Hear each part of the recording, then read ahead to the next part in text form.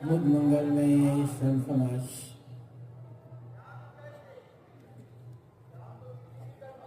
धर्मानुरागी सज्जनों, श्रद्धा मूर्ति देवी,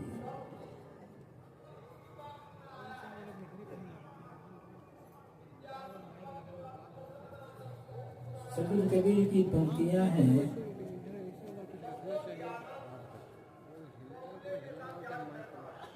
उनके एक पद में उन्होंने अंत में कहा है, दया राख धर्म को पाले, जग से रहे उदासी, अपना राजी सबको जाने, काहे मिले अविनाशी।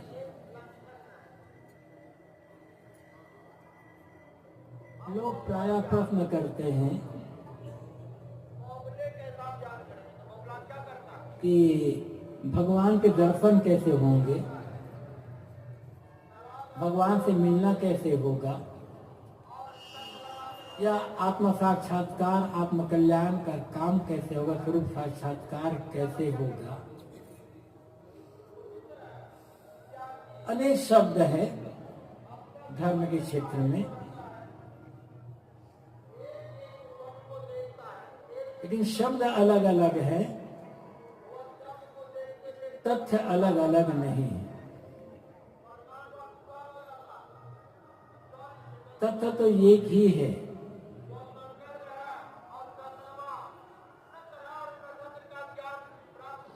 दुखों का सर्वथा अंत होकर मन का पूर्ण प्रशांत हो जाना। जब तक मन चंचल है, भटक रहा है, अशांत है, तब तक कहीं चले जाएं और कुछ भी पा जाएं, दुखों से छुटकारा नहीं मिलेगा।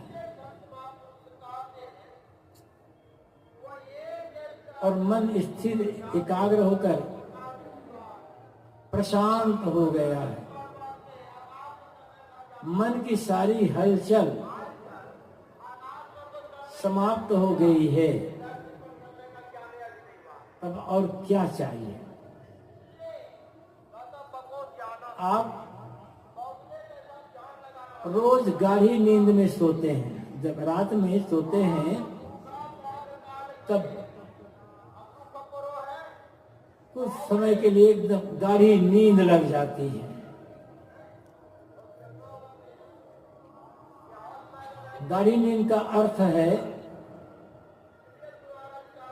उस समय मन का काम करना बंद हो जाता है, मन अपना काम करना बंद कर देता है। तो उस अवस्था में कौन दुख रहता है? पूर्ण विश्रांति रहती है। उस समय न राम से मतलब, न रहीम से मतलब, न हिंदू से मतलब, न मुसलमान से मतलब, न साधु मतलब, न गृहस्थ सन्यासी या पुरुष से मतलब। उस समय आप अपने में रहते हैं। जब तक मन चलता रहता है, कुछ सोचता रहता है, तब तक हम दुनिया में रहते हैं। और जब मन सोचना बंद कर देता है, मन पूर्ण मौन हो जाता है, तब हम अपने में होते हैं। और अपने में होने का अर्थ है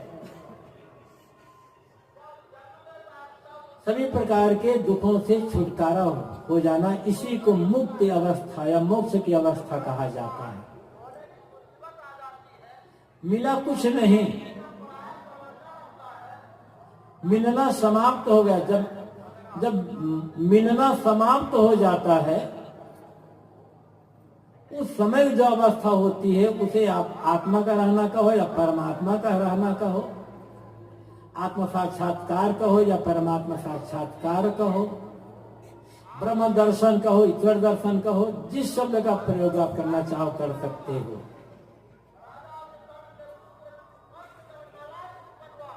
ये सब अपने में मिलना है। मिलना क्या, अपने में स्थित होना है, वो दशा होती है।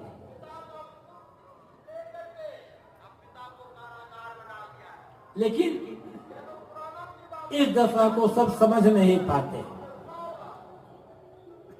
समान लोगों का मन इस दशा में स्थित हो नहीं पाता है।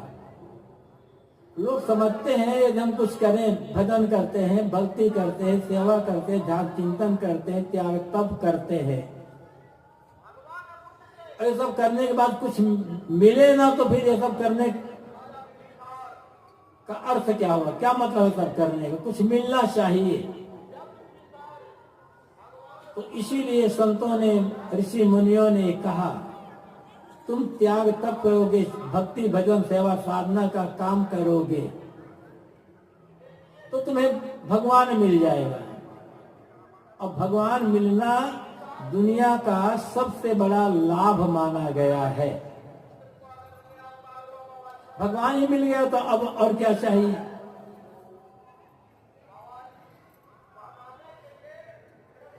तो ये भगवान मिलता है, भगवान दर्शन होते हैं, ये शब्द धर्म अध्यात्म जगत में चल रहा है। इसलिए लोग पूछते हैं, महाराज जी भगवान कैसे मिलेंगे, भगवान दर्शन कैसे होगा, कहाँ मिलेंगे, ये लोग प्रश्न किया करते हैं। सदगुरु कबीर के पास भी ऐसा कोई जिज्ञासु गया होगा तो मुझे अविनाशी राम का दर्शन चाहिए। अभी कुछ देर पहले सुन रहे थे अब कि अब कहो राम नाम अविनाशी,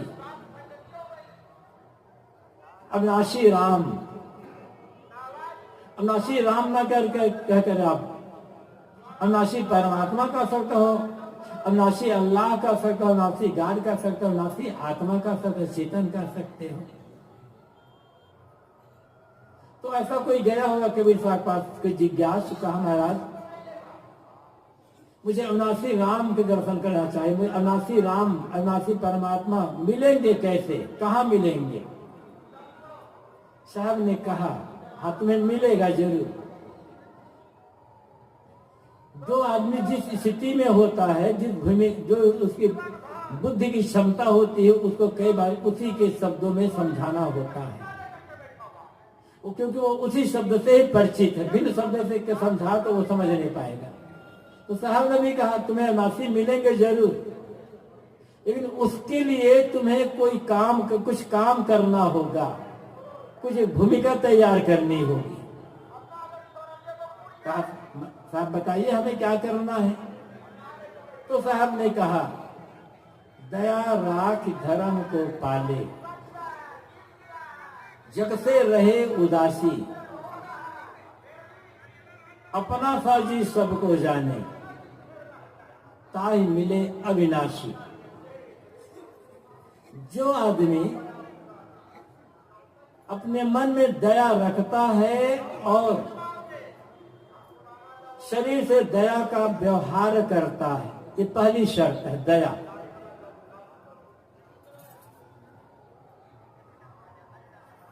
और दया का मतलब है दुखियों की दुख को देख करके मन का द्रवित हो जाना, दुखियों के दुख को देखकर मन का करना विगलित हो जाना, पिघल जाना, और जो बन सके दुख को दूर करने का प्रयास करना। इसलिए दया को धर्म कहा गया है। यदि हम धर्म के नाम पर बहुत कुछ, धर्म के नाम पर हम बहुत कुछ धर्म के नाम पर हम कर रहे हैं, पूजा पाठ, नाम जप, हवन, ध्यान, जप, संयम, साधना, और किसी के लिए हमारे मन में दया का, करुणा का भाव नहीं है, तो हमने अब तक धर्म को समझा ही नहीं है। चाहे धार्मिक का हो, चाहे पुजारी का हो, चाहे भगत का हो, चाहे सत्संगी का हो, वो कौन है जो दूसरे के दर्द को महसूस करता है। सुना होगा आप लोगों ने भजन, वैष्णव जन तो तेने कहिए जे पीर पराई जाने रे। वैष्णव जन, वैष्णव जन मतलब विष्णु का भगत, वैष्णव भगत। वैष्णव का अर्थ होता है जो विष्णु और विष्णु के अवतारों की पूजा करता है, आराधना करता है, विष्णु को परमात्मा मानकर की भक्ति करता है, उसे वैष्णव कहा जाता है। और सारे अवतार विष्णु के माने जाते हैं, इसलिए चाहे विष्णु हो, राम हो, कृष्ण हो, इनकी पूजा करने वाला, इनको उपासना करने वाला उसे वैष्णव कहा जाता है। शिव की पूजा करने वाले को वैष्णव नहीं कहा जाता, उसे शैव कहा जाता है।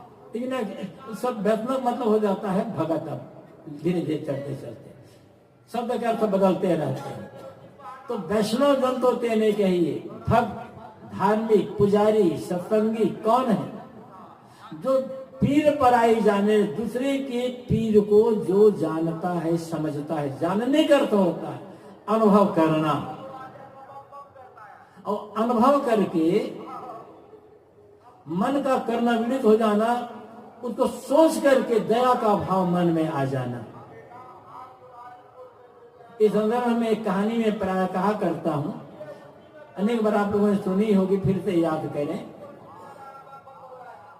दूसरे के दुख को देख करके मन का एकदम पिघल जाना, कोमल भाव में आ जाना। कहा जाता है महावीर स्वामी एक बार जंगल में एक जगह खड़े होकर ध्यान साधना कर रहे थे, मौन, बिल्कुल शांत स्थिर खड़े थे। वो थोड़ी देर पर थोड़ी दूर पर एक किसान खेत जोत रहा था। दोपहर का समय हुआ, किसान को घर जाना था भोजन करने के लिए। बैलों को हल से खोल दिया और महावीर स्वामी के पास आ गए, कहा देखो ये मेरे बैल यहाँ जंगल में चल रहे हैं, तुम इनकी रखवाली करते रहना, मैं घर से खा करके आता हूं। वो तो ध्यान साधना कर रहे थे, उसे क्या मतलब उसके बैल से। वो घर चला गया किसान। 1 घंटा बाद जब आया तो वहां किसान को उसके बैल दिखाई नहीं पड़े। किसान ने महावीर स्वामी से पूछा, मेरे बैल कहाँ गए? वो तो मौन थे, बिल्कुल चुप रहे। कई बार किसान ने पूछा लेकिन वो बोले ही नहीं।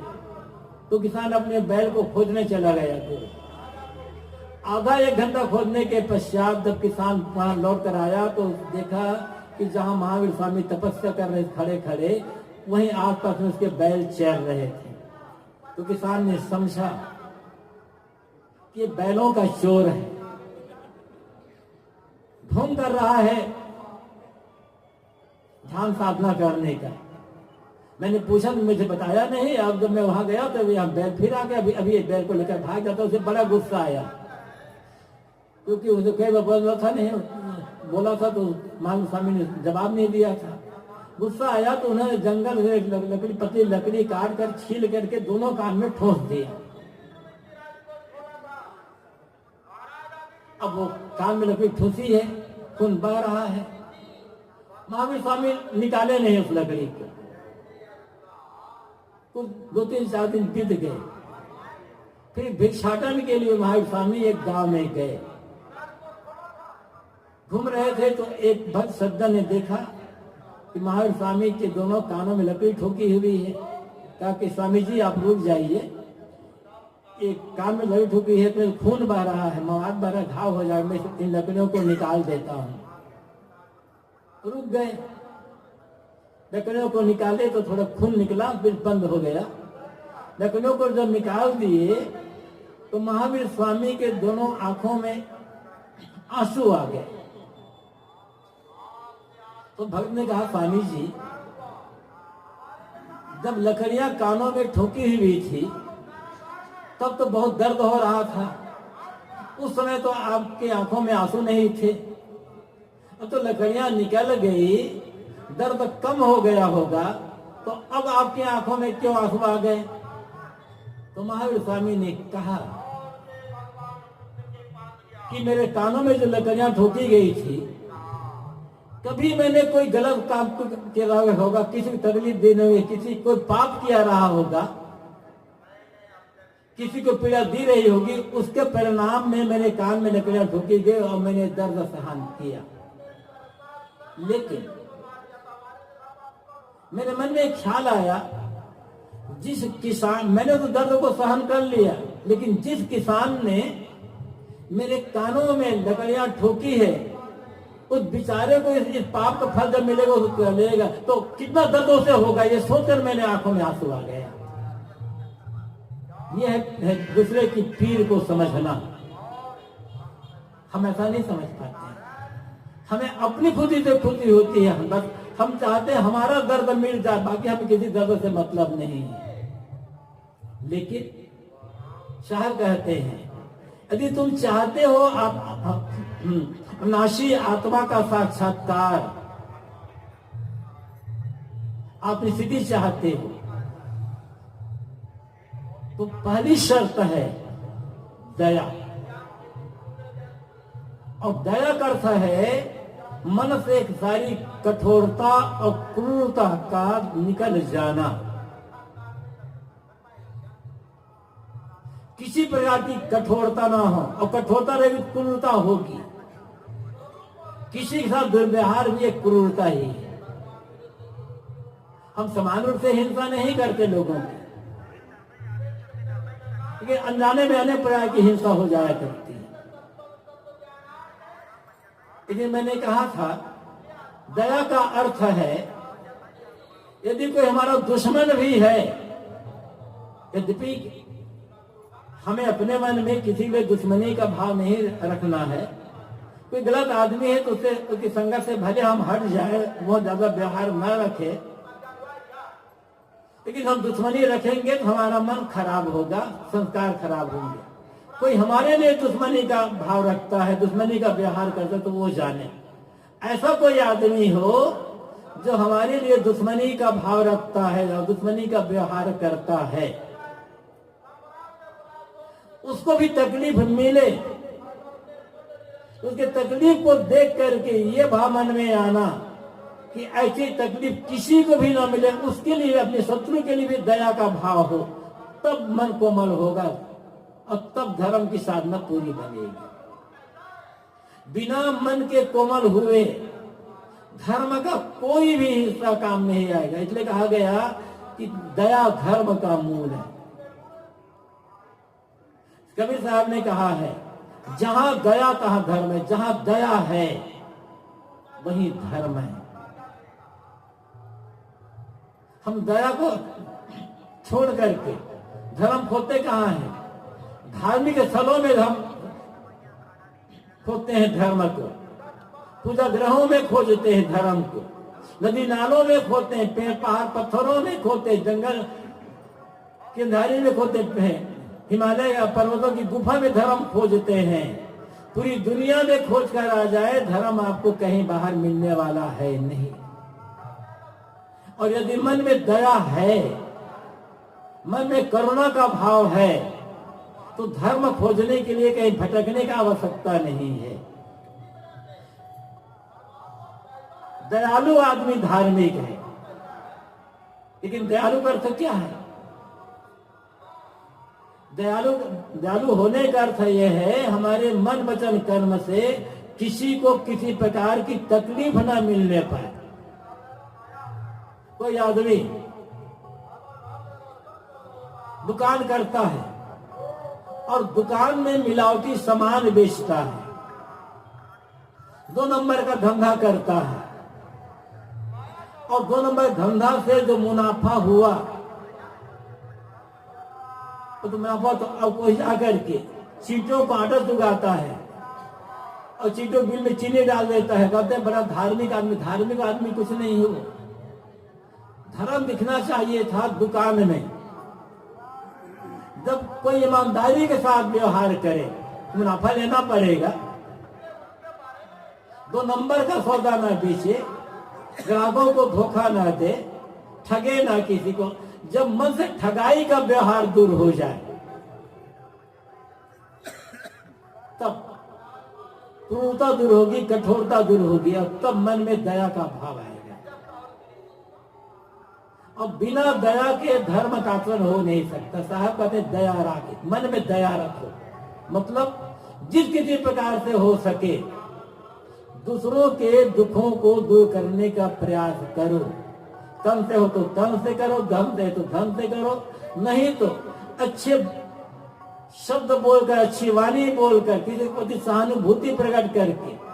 कोई एक रोगी व्यक्ति है, आप उसके लिए दवा का प्रबंध नहीं कर सकते, उसकी सेवा नहीं कर सकते, लेकिन रोगी के पास जाकर के थोड़ी देर बैठ करके उसका हाल चाल पूछ लें, प्रेम से बात कर लें, तो एक प्रकार की वो भी सेवा हो जाएगी, क्योंकि इससे उसको, उसके मन को सांत्वना मिलेगी। जिससे किसी का दुख दूर होता हो, किसी के मन को प्रसन्नता मिलती हो, कुछ समय के लिए उसका मन हल्का फुल्का हो जाता हो, दुख दर्द से छुटकारा पा जाता हो, ऐसा सारा व्यवहार दया है। फिर उसके बाद आप जितनी सेवा कर सकते हैं वो तो करें ही। पहली शर्त यदि आत्म साक्षात्कार चाहते हैं तो दया। लेकिन ये भी सोचना होगा, हम किसी के लिए गलत सोचते हैं, हम गलत व्यवहार नहीं करते, हम उसके लिए गलत शब्द का प्रयोग नहीं करते, लेकिन मन से सोचते हैं उस आदमी का ऐसा बिगाड़ हो जाए, तो हमारे मन में कठोरता है, हमारे मन में हिंसा है, क्रूरता है। फिर दया कैसे होगी? फिर हमने धर्म को कहां समझा? जो आदमी किसी के बिगाड़ की बात सोच रहा है, वो आदमी के मन में दया कहां होगी? वो आदमी धार्मिक कैसे हो सकता है?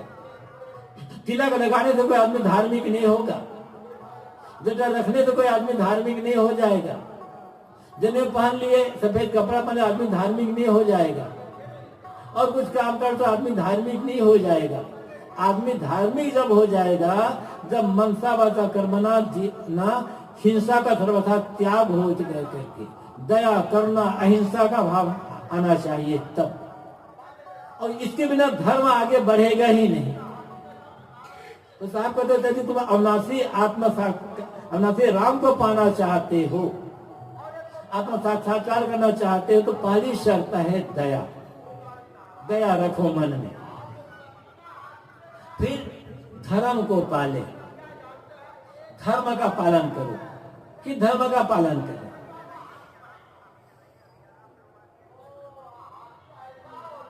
दुनिया में बहुत सारे धर्म माने जाते हैं, वो सब धर्म नहीं है। मत है, मजहब है, संप्रदाय है, पंथ है, परंपरा है, सरणी है, समाज है। धर्म है नैतिकता, धर्म है सदाचार, और यहाँ धर्म का अर्थ होता है कर्तव्य। अपने कर्तव्य का पालन। किसान का कर्तव्य है किसानी करना,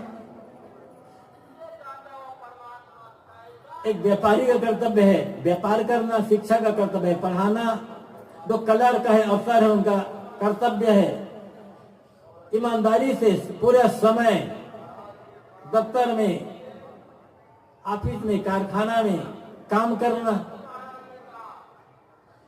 अपनी ड्यूटी में कोई लापरवाही न रखना। ड्यूटी में लापरवाही रखते हैं और मंदिर में जाकर के पूजा करते हैं तो आदमी धार्मिक नहीं है। धर्म का स्थल कौन है? जहां आदमी काम करता है वह। और आदमी यदि अपने कार्यस्थल को पूजा स्थल समझ लेना तो मन में कोई तनाव नहीं आएगा और उसका व्यवहार, उसका काम बढ़िया बनेगा, वो अपना प्रसन्न रहेगा, दूसरे प्रसन्न रहेगा, दूसरों भी प्रसन्न रखेगा। वो ये समझना चाहिए हम जो कुछ भी कर रहे हैं पूजा समझ करके कर रहे हैं। अक्सर मैं कहा करता हूं, 2-3 साल पहले सूरत आश्रम में कार्यक्रम था। एक दंपत्ति आए, दोनों पति पत्नी एक अच्छे बैंक में काम करते थे। थोड़ी देर बैठे, बातचीत हुई, कहे महाराज जी मन में इतना तनाव है, काम का इतना प्रेशर रहता है कि हमेशा मन टेंशन में रहता है, और मन का जो टेंशन है उसे हमारे मन में चिड़चिड़ापन आ गया है और उसका असर हमारे पारिवारिक जीवन माने लग गया है। समझ नहीं आता था हम क्या करें। मैंने कहा कि काम का भी इतना अधिक प्रेशर है और प्रेशर का कुप्रभाव पारिवारिक जीवन में, व्यवहारिक जीवन में आ रहा है, तो नौकरी छोड़ दो। कि मेरा नौकरी छोड़ देंगे तो खाएंगे क्या? बताया ये बात तो है, नौकरी छोड़ नहीं सकते। मन में टेंशन इतना ज्यादा है कि परिवार में कलह हो रहा है, इससे चिड़चिड़ाहट आ रही है, व्यवहार बिगड़ रहा है, तो करें क्या? समझ में नहीं आता। तो मैंने कहा यदि आप कर सकते हो तो थोड़ा सा अपने सोचने का तरीका बदलो। जब सुबह खा पी करके, मतलब नाश्ता जलपान करके बैंक जाओ काम करने के लिए, तब ये मत सोचना कि हम बैंक जा रहे हैं काम करने के लिए। जैसा सोचो कि बैंक जा रहे काम करें, वैसे टेंशन शुरू हो जाएगा। ये सोचो, ये भावना रखो मन में कि हम मंदिर जा रहे हैं पूजा करने के लिए। अपने बैंक को मंदिर समझो। जितने ग्राहक आते हैं पैसा जमा करने के लिए, पैसा निकालने के लिए, उन्हें देवी देवता भगवान भगवती समझो। पैसा जमा करना और पैसा देना, उनसे हंस करके प्रसन्नता से बात करना समझो ये पूजा है। इस प्रकार से जब बदलोगे तो टेंशन नहीं हो, काम वही रहेगा, उतने समय काम करोगे, मन में टेंशन नहीं रह जाएगा। तो यदि आदमी कुछ मजदूरी करता है या खेती करता है या कुछ भी करता है, समझ ले कि यही मेरी पूजा है। दुकानदार दुकान पूजा समझ ले, किसान खेत को मंदिर समझ ले। तो फिर और खेत जोतना पूजा समझ ले तो टेंशन नहीं रहेगा। ये है धर्म का पालन करना, अपने कर्तव्य का पालन। बाकी परिवार में पिता अपने कर्तव्य का पालन करे, पुत्र अपने कर्तव्य का पालन करे, पत्नी अपने कर्तव्य का, पति अपने कर्तव्य का पालन करे। ऐसे गुरु शिष्य, गुरु भाई भाई ननद भावत जो भी है, सब अपने अपने कर्तव्य का ईमानदारी से पालन करने वाला आदमी धर्म का पालन कर रहा है। दया राख धर्म को पालन, धर्म का पालन करना। ये नहीं कि बस गंगा में नहा ले धर्म हो गया, मंदिर जाकर घंटे बजा ले धर्म हो गया। और लोग तो आजकल हो जाते हैं, रास्ता चलेंगे, रास्ता चलते चलते मंदिर आया दिखाई पड़ा, हाथ धो लिए, मान लो हमने धर्म कर लिया। ये मंदिर सुबह सुबह नहाए धोए, फिर मंदिर सामने जाकर के आधा मिनट आग बंद खड़ा होले, मान लो हमने धर्म कर लिया। ये कर्म कांड है, अच्छा है, करते हो गलत नहीं है, लेकिन समझते इतने में धर्म है और बाकी काम में लापरवाही है, तो कहां धर्म को समझ रहे हैं। ईमानदारी से ड्यूटी निभाना, ये धार्मिक होना है।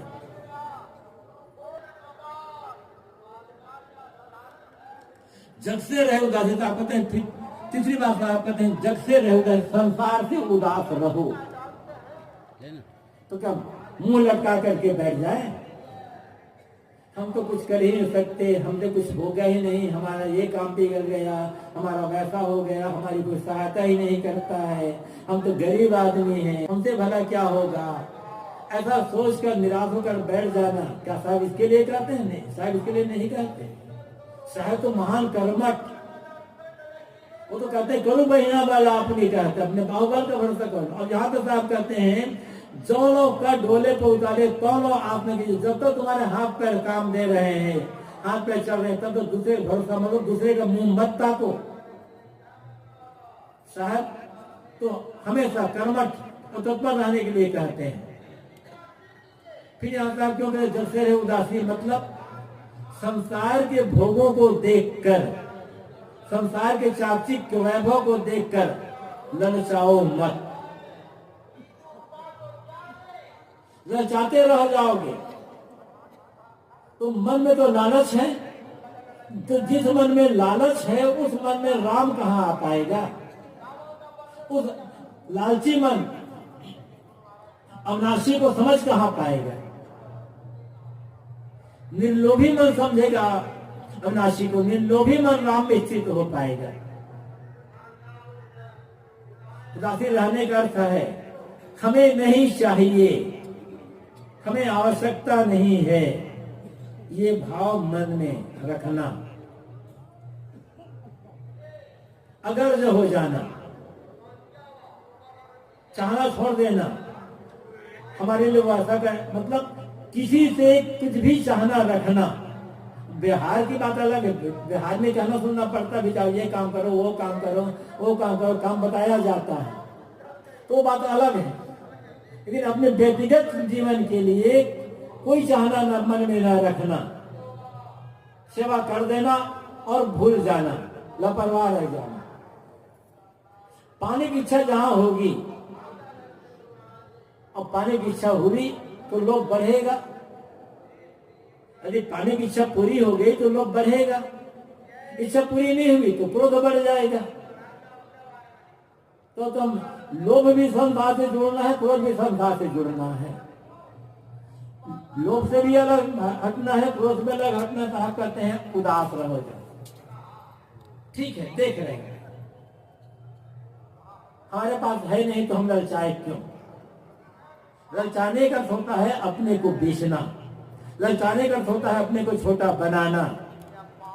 अगर आदमी अपने को छोटा बना दिया, बेच दिया, गुलाम बन गया, वह आदमी राम को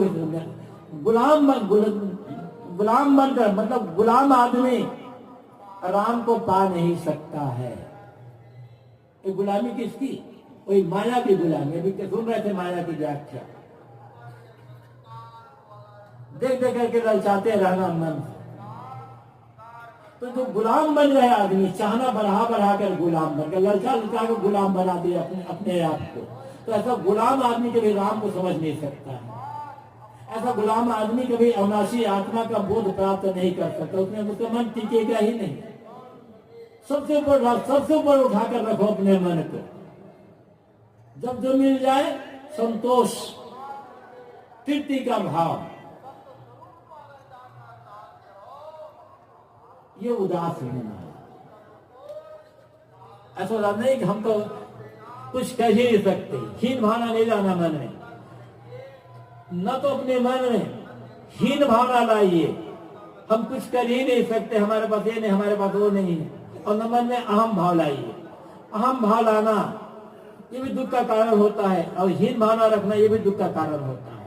अहम भाव और हीन भाव दोनों से मन को ऊपर रखना, निष्प्रिय हो जाना सब तरफ से, और तब वो राम समझ में आ पाएगा। तो तीसरी बात साहब कहते हैं जब से रहे उदासी। उदासी मतलब निष्प्रिय हो जाना, ललचाना छोड़ देना, अपना फर्ज ये सबको जाने। एक चौथी शर्त बताते हैं सभी जीवों को अपने समान समझना। कहा गया है आत्मवत् सर्वभूतेश,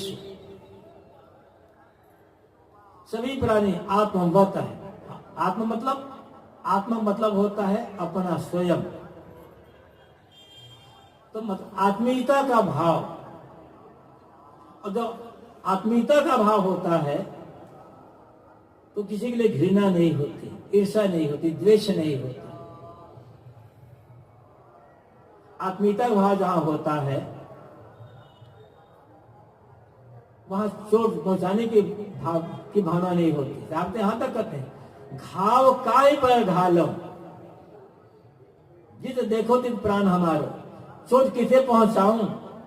जहां देखता हूं मेरा ही प्राण प्यारा है। ये सभी प्राणी मात्र को प्राण प्यारा समझ करके चोट पहुंचाने की, दुख देने की भावना का त्याग कर देना, सभी जीव को अपने समान समझना है। आदमी को सबसे प्यारा अपना प्राण होता है। और साहब कहते जिस देखो तो प्राण हो, जहां देखो मेरा ही प्राण प्यारा है। प्राण प्रिय मानना, और जिसे हम प्राण प्रिय मानते हैं उसके लिए हम सोचते हैं इसे किस प्रकार से हम सुखी बनाएं, कैसे हम इसे संपन्न बनाएं, कैसे हम इसे प्रसन्न रखें। तो अपना सुखी जानने का अर्थ क्या है? लोगों को सुख पहुंचाने की भावना और क्रिया रखना, चोट पहुंचाने की भावना का त्याग हो जाना। फिर अभी जो बात मैंने कही थी, अपना यदि हम सबको अपना समान समझ ले, सजाती बंधु तो सजाती है ही। यदि हम शरीर दृष्टि से देखें तो जितने प्राणी सबका शरीर मिट्टी, पानी, आग, हवा से बना हुआ है, उसमें कोई अंतर नहीं है। हमारे शरीर में जो तत्व लगे हैं, जड़ तत्व, वो आपके शरीर में लगे, वो भिन्न प्राणी शरीर में लगे हैं। तो शरीर भाव से देखें तो आत्मीयता है, एक रूपता है, एकता है। और यदि ये सोचे कि मैं चेतन हूं, तो जैसे मैं चेतन हूं वैसे जितने दिखाई पड़े प्राणी है वो सब चेतन है। शरीर भाव से देखे तो एकता है, और आत्म भाव से देखे तो एकता है। तो एकता का भाव, समता का भाव, विषमता का भाव मन से मिट जाना,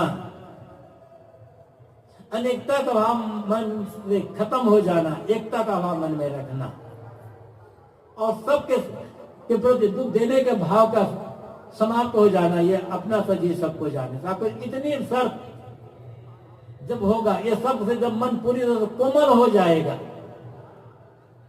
और मन पूरी तरह से जब मज जाएगा, मन निर्मल हो जाएगा, ताही मिलनासी है, उसको नासी मिलेगा। मिलेगा क्या? मिला है उस यहाँ मिलने का अर्थ है उसका बोध हो करके मन का उसमें स्थित हो जाना। साखी याद ही होगी, यह मन तो निर्मल भया जैसे गंगा नीर, पाछे पाछे रिपिरे कहत कबीर कभी। मन निर्मल हो गया तो भगवान खोजना नहीं पड़ता। जिसका मन निर्मल है उसके पीछे पीछे भगवान घूमते हैं, बताओ मैं तुम्हारी सेवा क्या करूं। इसका मतलब यह है कि भगवान कोई व्यक्ति विशेष नहीं है जो किसी पीछे घूमे। ये पूरी सत्ता उसके लिए भगवतमय बन जाती है, पूरी सत्ता उसकी सहायिका बन जाती है। निर्मल मन वाले व्यक्ति के लिए पूरी सत्ता अनुगामनी बन जाती है। तो साहब कहते इन शर्तों के द्वारा मन में दया का भाव रखना, क्रूरता का भाव खत्म होना, कठोरता भाव खत्म हो करके करुणा का भाव उमड़ना, अपने कर्तव्य का पूर्ण ईमानदारी से पालन करना, उसमें कहीं भी लापरवाही न करना, जानबूझ करके ललचाना बंद कर देना, और प्राणी मात्र प्रति एकता, समता, समानता का भाव रख करके हीनता और अहम का भाव, अहमहीनता का भाव मिल जाना। जब ये सार शर्त पूरी हो जाएगी, मन मद जाएगा, तब अविनाशी आत्मा को खोदना नहीं पड़ेगा। पता चल जाएगा वो तो मैं ही हूं जिसे मैं खोद रहा था। इसलिए भटकना नहीं, जिस किसी प्रकार से मन को मांझ करके निर्मल कर देना है। तो पूरी कबीर वाणी में सदगुरु कबीर हमें इसी की सीख देते हैं, समझना है और समझ करके जीवन को ऐसे मानने का काम करना है। ये भक्ति सेवा सत्संग करने का फल होगा। सभी लोगों को बहुत बहुत धन्यवाद, आभार। अपनी वाणी को विराम। हेलो, बोलिए सदगुरु कबीर साहेब की, सदगुरु अभिलाष साहेब।